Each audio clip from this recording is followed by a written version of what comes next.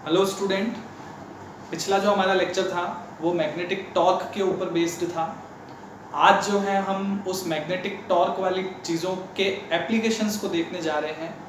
ये application ammeter, voltmeter और galvanometer को लेकर यहाँ हमारी बुक के अंदर दिए हुए हैं और हर बार एग्ज़ाम के अंदर एमीटर से, वोल्टमीटर से या फिर गैल्वेनोमीटर से नीट के पेपर में, जेई के पेपर में क्वेश्चंस जरूर पूछे जाते हैं। ये मेजरिंग डिवाइसेस भी है बच्चों, क्योंकि हमने करंट इलेक्ट्रिसिटी पढ़ते समय कुछ मेजरिंग डिवाइसेस जैसे metre bridge, Wheatstone bridge and potentiometer वाली चीज़ें पढ़ी थी, तो हम इनको मेजरिंग डिवाइसेस के अंदर भी काउंट कर सकते हैं, क्योंकि इनका यूज़ मेजरमेंट के लिए भी होता है, करंट के मेजरमेंट के लिए, वोल्टेज के मेजरमेंट के लिए। तो हम लोग आज मैग्नेटिक टॉर्क का जो एक बड़ा एप्लीकेशन है, उस बड़े एप्लीकेशन को स्टार्ट करते हैं और वो एप्लीकेशन है मूविंग कॉइल गैल्वेनोमीटर, जिसको कहते हैं धारा मापी। बहुत ही इंपॉर्टेंट है, बहुत ही सिंपल है। कई बार बच्चे जो होते हैं वो इसके जो क्वेश्चंस होते हैं उनको डील नहीं कर पाते हैं, क्योंकि उन्होंने इसकी स्टडी नहीं की हुई होती है या फिर इसका रिवीजन नहीं किया हुआ होता है। लेकिन मैं आपको एक टू द पॉइंट बात बताते हुए इसके जो यूजेस हैं और इसके जो न्यूमेरिकल्स हैं जो हमारे एग्जाम में काम आ सकते हैं वो बताने जा रहा हूँ। तो आप सबसे पहली हेडिंग लगा दो गैल्वेनोमीटर, और गैल्वेनोमीटर के अंदर सबसे पहला काम लिख दो यूज। यूज क्या होता है, इसका उपयोग। तो उपयोग के अंदर लिख लो two measurement and detection of current, धारा का मापन और उसका संसूचन। संसूचन के ऊपर यानी डिटेक्शन के ऊपर आप अंडरलाइन कर देना, क्योंकि इसका मेन यूज जो है वो संसूचन ही है। मेजरमेंट हम इससे कर सकते हैं, कई बार हम इसमें स्केल लगा हुआ होता है तो हम मेजरमेंट कर लेते हैं, लेकिन इसका काम होता है परिपथ के अंदर धारा की उपस्थिति को दर्शाना। और सिंपल वे में बोलूं देन तो हम लिख सकते हैं परिपथ में धारा की उपस्थिति को दर्शाना, to show the presence of current in the circuit. तो आप यूज में पहली बात जो है वो ये लिख लो। उसके बाद में आप इसमें लिख दो इसका वर्किंग प्रिंसिपल, कार्यकारी सिद्धांत। वर्किंग प्रिंसिपल के अंदर हम कह सकते हैं मैग्नेटिक इफेक्ट ऑफ करंट के ऊपर काम करता है ये। शॉर्ट में अगर मैं एक लाइन में बोलूं तो मैग्नेटिक इफेक्ट ऑफ करंट।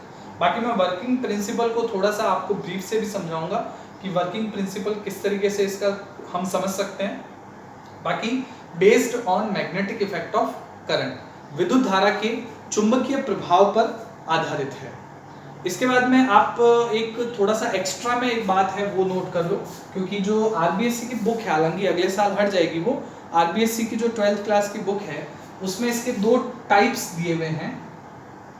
उन 2 टाइप्स में हमारे पास 2 टाइप के गैल्वेनोमीटर जो है वो उपस्थित हैं, जिसमें से एक गैल्वेनोमीटर जो है वो है मूविंग कॉइल गैल्वेनोमीटर, और यानी चल कुंडली धारा मापी। और दूसरा जो गैल्वेनोमीटर है वो है सस्पेंडेड कॉइल गैल्वेनोमीटर, इसको बोलते हैं निलंबित कुंडली धारा मापी। तो moving coil galvanometer and suspended coil galvanometer, इन दोनों में से हमें कौन सा पढ़ना है तो मैं आपको क्लियर कर दूं, हमें ये वाला पढ़ना है। सस्पेंडेड कॉइल गैल्वेनोमीटर हमारे एनसीईआरटी में दिया हुआ है। आज तक जितने भी सवाल आए हैं वो सस्पेंडेड कॉइल गैल्वेनोमीटर से हैं।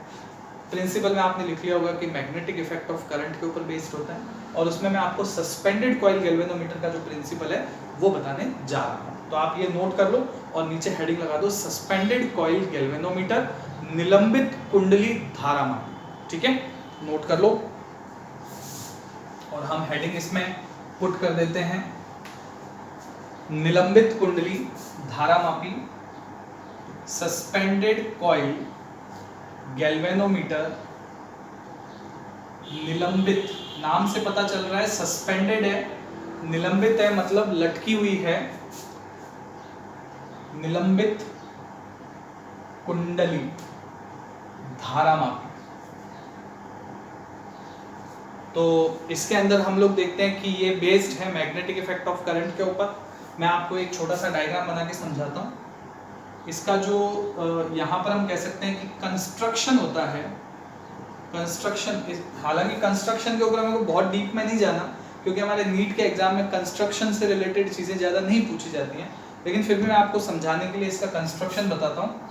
हमारे पास कॉन्केव शेप के दो पोल्स होंगे, north pole and south pole, जिससे कि हमारे पास एक यूनिफॉर्म मैग्नेटिक फील्ड बन सके। पिछले लेक्चर में हमने यूनिफॉर्म मैग्नेटिक फील्ड के अंदर किसी कॉइल के ऊपर टॉर्क कैसे लगता है वो हमने वहां पर देखा है, उस लेक्चर को समझा है। अगर जो बच्चे इस वीडियो को देख रहे हैं और पिछला वीडियो उन्होंने नहीं देखा है तो मैं उनसे यही रिक्वेस्ट करूंगा कि वो सबसे पहले जो मैग्नेटिक टॉर्क नाम से एक मैंने वीडियो डाल रखा है, आपको उसके थंबनेल में दिख जाएगा कि मैग्नेटिक टॉर्क नाम से एक वीडियो है, पहले उस वीडियो को देखिए क्योंकि वो इसका प्रिंसिपल होगा। फिर हम इस वीडियो को देख रहे हैं तो इसमें यहाँ पर हमारे सामने एक यूनिफॉर्म जो मैग्नेटिक फील्ड है वो उपस्थित है, एक समरूप चुंबकीय क्षेत्र। हमें पता है कि समरूप चुंबकीय क्षेत्र जो होता है उसमें नॉर्थ से लाइंस जो होती है मैग्नेटिक फील्ड की वो बाहर निकलती है और साउथ में प्रवेश करती हैं। तो यहाँ पर ये इस तरीके से और यूनिफॉर्म है। इस यूनिफॉर्म मैग्नेटिक फील्ड के अंदर मैं एक कॉइल को सस्पेंड कर देता हूँ। ये एक कॉइल है जो मेरे द्वारा लटकाई गई है, निलंबित की गई है इस प्रकार से। आपने देखा होगा कि कोई गैल्वेनोमीटर जो होता है, जब आप किसी दुकान में अपना कोई इलेक्ट्रिक इक्विपमेंट खराब हो जाता है उसको लेके जाते हो तो दुकानदार जो होता है वो इस तरीके का एक डब्बा निकालता है। अगर हमारे घर में भी चेक करने के लिए आते हैं तो वो इस तरीके का एक डब्बा लेके आते हैं। उस डब्बे के अंदर प्लस माइनस के दो सिरे होते हैं, इतना हम भी समझते हैं क्योंकि उस पर प्लस माइनस लिखा हुआ होता है। तो प्लस माइनस के दोनों सिरे होते हैं, उस पर वो सर्किट को कनेक्ट करते हैं। अगर ये निडल हिलती है तो वो कहते हैं ज़्यादा प्रॉब्लम नहीं है क्योंकि करंट तो आ ही रही है, और अगर ये निडल ही नहीं हिलती है तो वो कह देते हैं कि आपके इस डिवाइस की आईसी उड़ गई। तो अगर करंट आ रही होती है तो ये अच्छी बात है कि करंट आ रही है, फिर फॉल्ट कहीं और है, छोटा मोटा फॉल्ट है। लेकिन अगर करंट ही नहीं आ रही तो फिर वहां पर प्रॉब्लम हमें वो बड़ी बताता है। तो फिर इसका मतलब ये हो गया कि करंट का डिटेक्शन होना जरूरी है और ये करंट का डिटेक्शन ही करता है। तो हम ये देख रहे हैं कि इसका जो वर्किंग प्रिंसिपल है और कंस्ट्रक्शन है उसके अंदर हमारे पास एक सस्पेंडेड कॉइल है यूनिफॉर्म मैग्नेटिक फील्ड के अंदर, और जैसे ही हम इसको एक्सटर्नल सर्किट से जोड़ेंगे, एक्सटर्नल सर्किट से जोड़ते ही इस कॉइल के अंदर एक धारा का प्रवाह होगा, एक करंट का फ्लो होगा। मैं इसमें सिरों की या फेरों की जो संख्या है वो n ले लेता हूँ, मैग्नेटिक फील्ड को b कह देता हूँ, धारा को a कह देता हूँ। और हमने याद हो तो टॉर्क का फॉर्मूला जो पिछली क्लास में बनाया था वो आपको याद हो बच्चों, m क्रॉस b बनाया था। m क्रॉस b को हमने सॉल्व किया था mb साइन थीटा। मैं एक बार ऐसे ही बता रहा हूँ आपको, इसमें इतनी ज़्यादा डीप में जाने की जरूरत नहीं है। m की जगह आपने लिखा था NIA b साइन थीटा, और अगर हम मैक्सिमम की बात करें तो साइन थीटा में थीटा 90 डिग्री हो जाता है, तो हमारे पास टॉर्क जो था वो यह है। तो हम मैक्सिमम टॉर्क को लेकर चल सकते हैं इसमें। तो ये टॉर्क मैक्सिमम जो है वो BINA साइन थीटा आता है, मैक्सिमम में साइन थीटा 1 हो जाता है और BINA आ जाता है। अब हमारे पास ये जो कॉइल है ये सस्पेंडेड कॉइल है, मतलब कहीं ना कहीं लटकी हुई है। लटकी हुई होगी तो किसी तार से लटकी हुई होगी। उस तार के अंदर जब इसमें जब टॉर्क आएगा तो जब ये घूमेगी तो जिस तार से ये लटकी हुई है उस तार के अंदर भी ट्विस्ट आते हैं। तो मैकेनिक्स के अंदर हमने जो तार में ट्विस्ट आता है उस ट्विस्ट का जो टॉर्क होता है उसको इस प्रकार से देखा है, torque due to twist. Hindi में बोलूं तो ऐंठन के कारण बल आघूर्ण, ये हम मैकेनिक्स में देखते हैं। वो टॉर्क होता है C फाई। यहाँ उस तार के अंदर आने वाला जो डिफ्लेक्शन है, उस तार के अंदर आने वाला जो एंगल है उसको मैं फाई ले लेता हूँ। C वहाँ पर कोफिशिएंट होता है, C वहाँ पर एक कांस्टेंट होता है। ये बिल्कुल just like F is equal to KX की तरह है। जैसे ये फोर्स कांस्टेंट होता है, ये टॉर्क कांस्टेंट होता है। तो कॉइल के अंदर जब रोटेशन होगा तो टॉर्क जो होगा वो मैग्नेटिक टॉर्क होगा, और तार के अंदर जिस सस्पेंशन वायर से ये सस्पेंडेड है, जिस निलंबित तार से ये लटका हुआ है, उस तार के अंदर जो टॉर्क आता है वो C फाई आता है। तो दोनों टॉर्क जो होते हैं वो एक दूसरे के क्या होते हैं, अपोजिट होते हैं, एक दूसरे को वापस सही करने की कोशिश करते हैं। मतलब ये इस कॉइल को घुमाता है और जिस पर ये तार से लटका हुआ होता है वो तार वापस इसको ठीक करने की कोशिश करता है। तो अगर ये बिल्कुल ठीक हो जाता है तो इन दोनों टॉर्क को हम आपस में बराबर रख सकते हैं। आपने ये वाली बात नोट कर ली होगी, अगर नोट नहीं की है तो ये वाली बात नोट कर लीजिए। आप पॉज करके बीच बीच में नोट करते चलें। तो मैं जो BINA वाला केस है, BINA वाला जो केस है उसको C5 के बराबर रख देता हूँ। तो मैं ये देख रहा हूँ कि BINA जो है वो C5 के बराबर हो जाता है। दोनों हमारे जो टॉर्क हैं वो आपस में क्या हो जाते हैं, बराबर कर देते हैं। और फाई जो है, इस फाई को मैं बोलूँगा कि वो जो हमने एक छोटा सा डायग्राम बनाया था ना, उस डायग्राम में जो सुई आई थी हमारे पास, जो निडल थी, उस निडल का जो डिफ्लेक्शन है कि ये कितने डिग्री पर हिलती है, ये डिफ्लेक्शन होता है हमारा जो मीटर है उसका विक्षेप होता है। जब आपको क्वेश्चन में विक्षेप के बारे में पूछे तो आपको इस फाई की बात करनी है।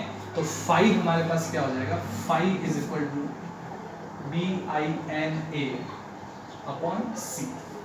और हम इस बात को अच्छे से समझ रहे हैं कि जो B है वो दोनों पोल की वजह से है, ये फिक्स हो चुका है। यहाँ पर जो नंबर ऑफ टर्न्स हैं वो फिक्स हो चुके हैं। एरिया जो हमारे पास कॉइल का है वो फिक्स हो चुका है, इनको हम बदल नहीं सकते हैं। C जो है वो भी कांस्टेंट है तो वो भी फिक्स हो चुका है। तो जो डिफ्लेक्शन है वो करंट पे डिपेंड करेगी। ज़्यादा करंट आएगी तो ज़्यादा डिफ्लेक्शन आएगा, कम करंट आएगी तो कम डिफ्लेक्शन आएगा। तो मैं जो कांस्टेंट है उनको अलग से पुट कर देता हूँ, BNA अपॉन C, ये सब कांस्टेंट है। और I अलग से आ गया तो हमारा 5 प्रोपोर्शनल टू क्या हो जाता है, I हो जाता है। जो हमारा डिफ्लेक्शन है वो डिफ्लेक्शन करंट के डायरेक्टली प्रोपोर्शनल होता है गैल्वेनोमीटर के अंदर, और गैल्वेनोमीटर में 5 प्रोपोर्शनल टू I का मतलब हो गया जितनी ज़्यादा धारा उतना ज़्यादा डिफ्लेक्शन। करंट ज़्यादा करोगे तो वो सुई में डिफ्लेक्शन ज़्यादा दिखाई देगा आपको। और इस 5 अपॉन I को हम यहाँ पर एक स्पेशल पॉइंट के अंदर बता देते हैं, करंट सेंसिटिविटी, बोले तो धारा सुग्राहिता, बहुत ही इंपॉर्टेंट है। करंट सेंसिटिविटी, धारा सुग्राहिता।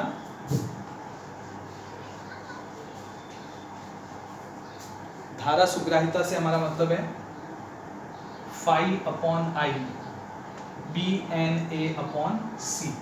इस I को आप 5 के अपॉन में ले आओ। करंट सेंसिटिविटी का मतलब है डिफ्लेक्शन पर एम्पियर, ऐसे कह सकते हैं। प्रति एम्पियर में, अपॉन में करंट है तो पर एम्पियर, प्रति एम्पियर के जो डिफ्लेक्शन है उनको हम कह सकते हैं current sensitivity. Current sensitivity is equal to BNA upon C। यानी हमारी जो करंट सेंसिटिविटी है वो ना तो फाई पे डिपेंड करती है ना I पे डिपेंड करती है, क्योंकि I बढ़ेगा तो फाई बढ़ जाएगा, ये तो दोनों एक दूसरे के डायरेक्टली प्रोपोर्शनल है। करंट सेंसिटिविटी किसी भी गैल्वेनोमीटर की फिक्स होती है। वो किस पे डिपेंड करती है, उन फिक्स बातों पे डिपेंड करती है, उन कांस्टेंट बातों पे डिपेंड करती है। मसलन आपने B अगर ज़्यादा लिया है तो करंट सेंसिटिविटी ज़्यादा आएगी, कम लिया तो कम आएगी, NA के हिसाब से, C के हिसाब से। लेकिन इसमें एक चीज़ इंपॉर्टेंट है कि अगर C की वैल्यू बढ़ेगी तो करंट सेंसिटिविटी घटेगी। और हमारे पास जो नॉर्मल तार होते हैं वो तांबे का तार होता है, कॉपर का, स्टील का, लोहे का, एल्यूमिनियम का, ये हमारे पास नॉर्मल तार होते हैं।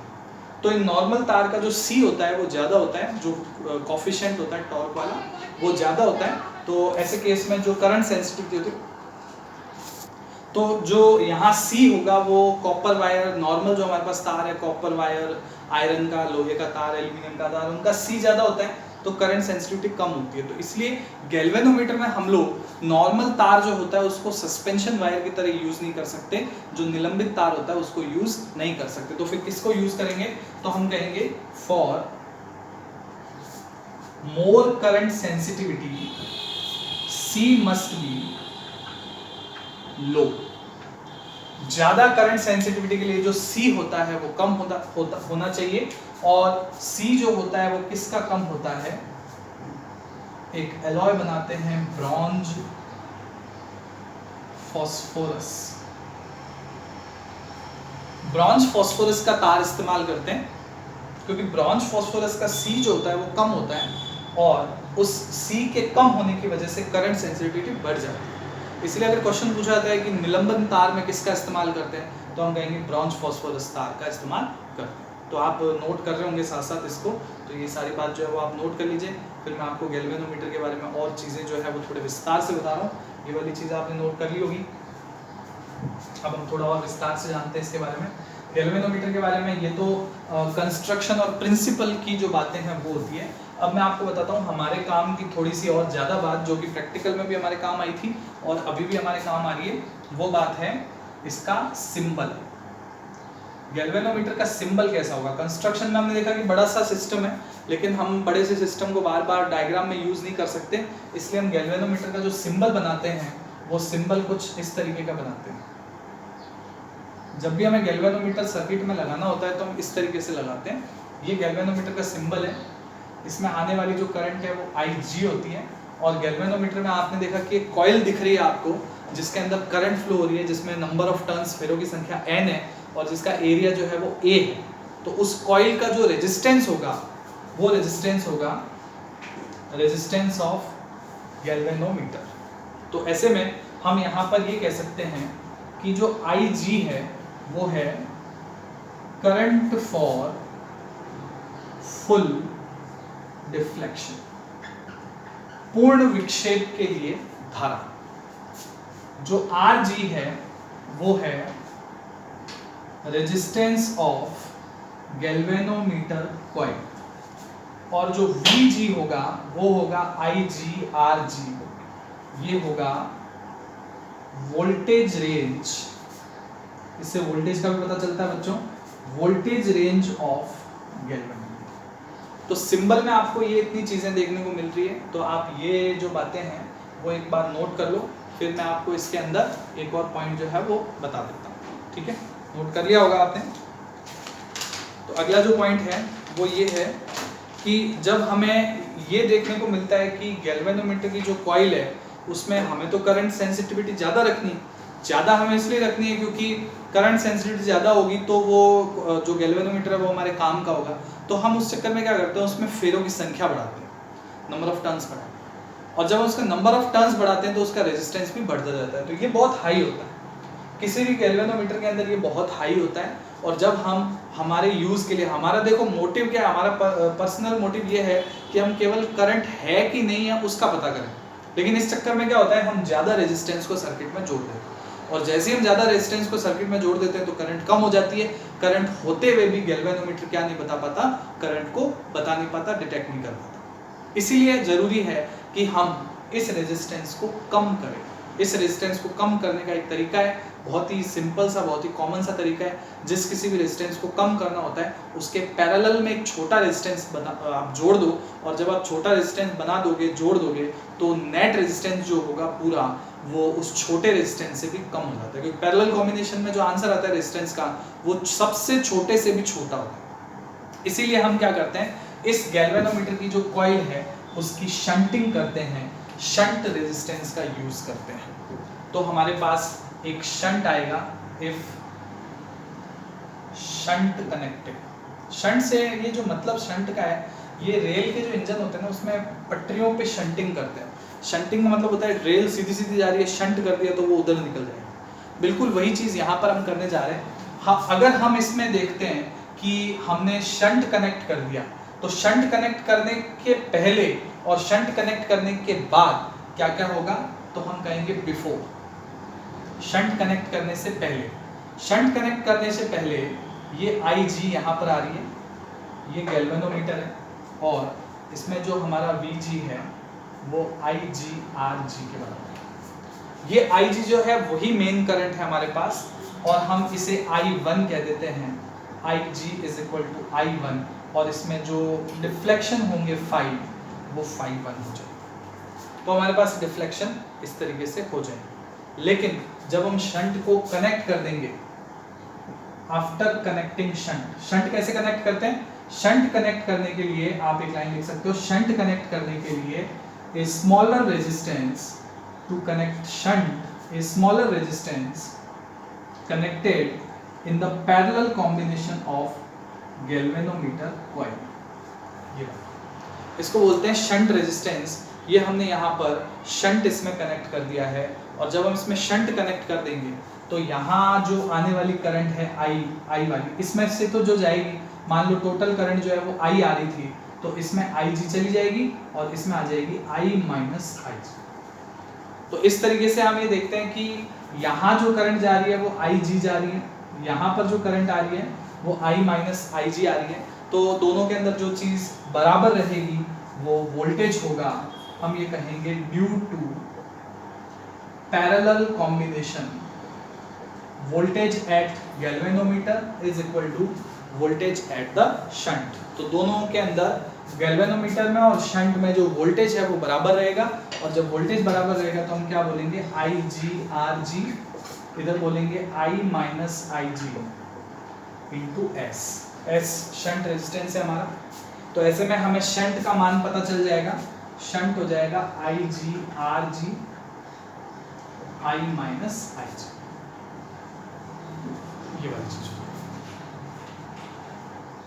नोट कर डालो इस बात को पॉज करके।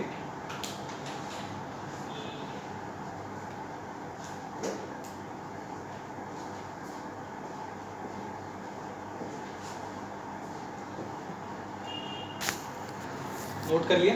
तो पहले तो सारी की सारी जो करंट थी वो तो IG में जा रही थी, लेकिन अब सारी की सारी जो करंट है वो IG के बराबर नहीं है, वो I minus I G plus I G के बराबर हो गई है। तो हमने IG को पहले I1 लिखा हुआ था, तो हम यहाँ पर इसको अभी भी S is equal to I1 RG I minus I1 लिख दो, ये वाली चीज़। तो ये डिफ्लेक्शन के अंदर आने वाली जो चीज़ें हैं वो इस तरीके से हो जाएगी। पहले जो डिफ्लेक्शन था वो ये केवल φ1 जो था वो था, लेकिन अब जो यहाँ पर डिफ्लेक्शन आएगा इसमें वो φ2 हो जाएगा। तो हम इसको लिख देंगे, ये IG I1 और ये I एक ही चीज़ है पहले वाले केस में तो, लेकिन अब दूसरे वाले केस में जो I1 है उसमें डिफ्लेक्शन अलग हो जाएगा। तो यहाँ पर हो जाएगा φ2 RG और यहाँ पर हो जाएगा φ1 माइनस φ2। पहले वाला डिफ्लेक्शन इसकी वजह से था, अब वाला जो डिफ्लेक्शन है वो φ2 है।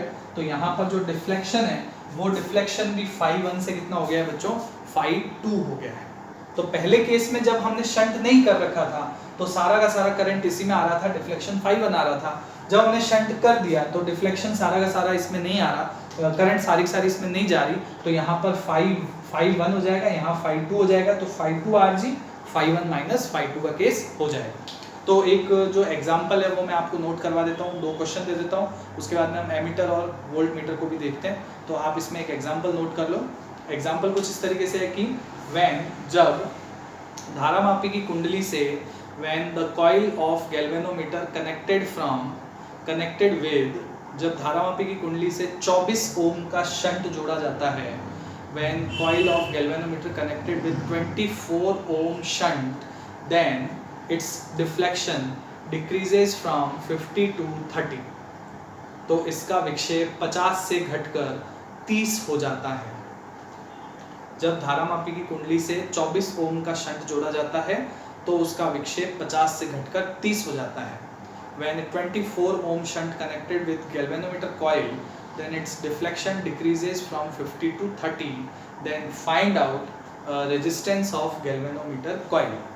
तो धारामापी की कुंडली का प्रतिरोध ज्ञात करें। इसमें आपको RG ज्ञात करना है।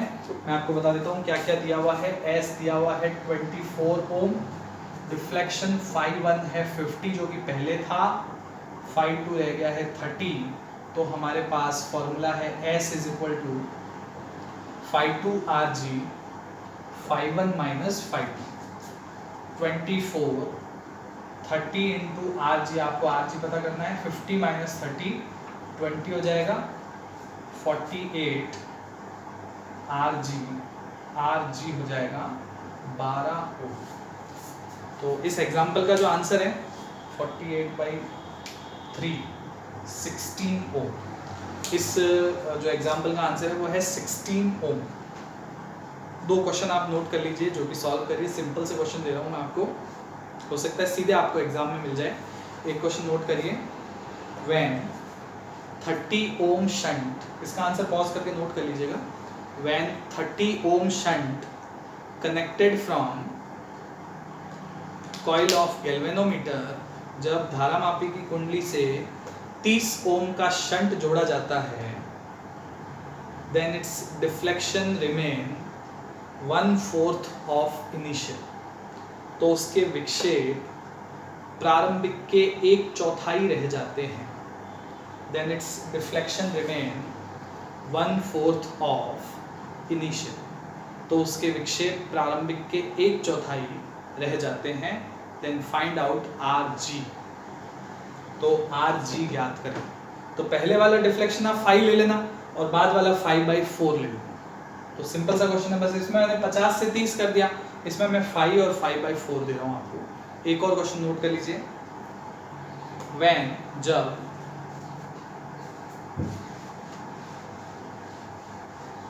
क्वेश्चन इस तरीके से है, व्हेन, ऐसे लिखिए, resistance of coil of galvanometer, धारामापी की कुंडली का प्रतिरोध, resistance of coil of galvanometer is 6664 ohm, का प्रतिरोध 6664 ओम है। Then what value of shunt must be connected, तो कितने मान का शंट जोड़ा जाना चाहिए, शंट हमेशा पैरेलल में जोड़ते हैं, ध्यान रखना, कितने मान का शंट जोड़ा जाना चाहिए जिससे, so that the current in the coil remain, जिससे कुंडली में धारा, current in the coil remain 2% of initial, कुंडली में धारा प्रारंभिक की 2% रह जाए। तो आपको करंट वाला फॉर्मूला लगाना है, एक बार करंट को I लेना है और एक बार 2% ऑफ I लेना है, ठीक है।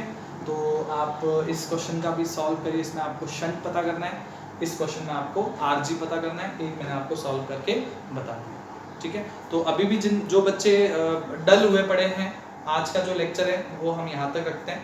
नेक्स्ट लेक्चर में मैं आपको एमीटर और वोल्ट मीटर भी बताऊंगा, इसी से रिलेटेड होंगे, इससे भी सिंपल होंगे, ये भी बहुत सिंपल है। आप इसको सॉल्व करिए, बैठ के इस लेक्चर को देखिए, फिर इसके क्वेश्चन सॉल्व करिए।